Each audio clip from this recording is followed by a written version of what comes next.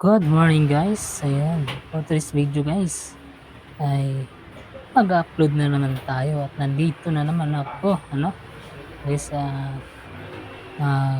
mumulit na naman sa inyo at mangangapok sa inyong pintuan na para panoorin ang aking video guys. Ayun, for today's video nga guys, ay pinipiliks ko lang sa inyo at mapakita ko sa inyo ang aking paggawa ng egg pie. Ayun, siguro familiar na kayo dito sa egg pie, at yung egg pie na sustansya at puro walang halo na kahit ano, kundi dalawang, tatlong o apat na putahe lang ito o ingredients.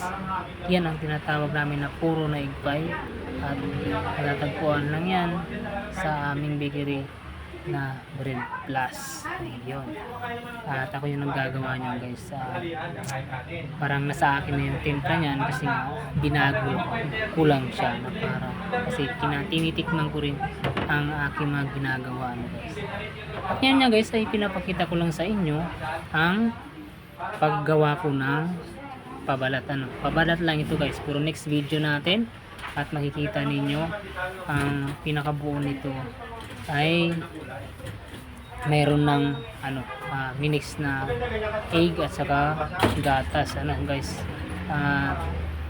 Pinapakita ko rin sa inyo ito na para malaman niyo kung ano talaga yung timpla guys.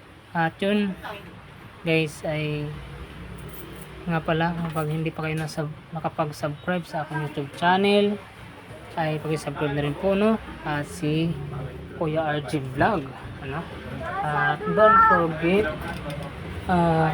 click the notification bell para lagi updated sa aking video. Ayun guys, tuloy tayo at yan kailangan din talaga guys ay papantayin natin, ayusin natin para maging maganda ang ating egg pie at malibel siya dun sa natin na parang mangyayari kayo sa ganyan, yes, parang fresh milk yan pero ibahan lang fresh milk kasi ito ay mayroong itlog at talagang napakaraming itlog dito guys.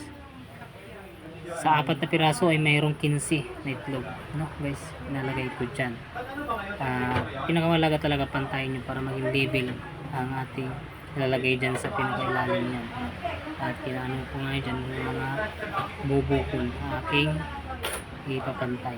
Ayun, thank you very much guys at hanggang dito lang video. Ang pinaka next nito ng video ay abangan ninyo guys, ang pinakabuuan nito ng video na to at mga timpla kung paano siya gawin. Ayun, thank you very much, bye bye.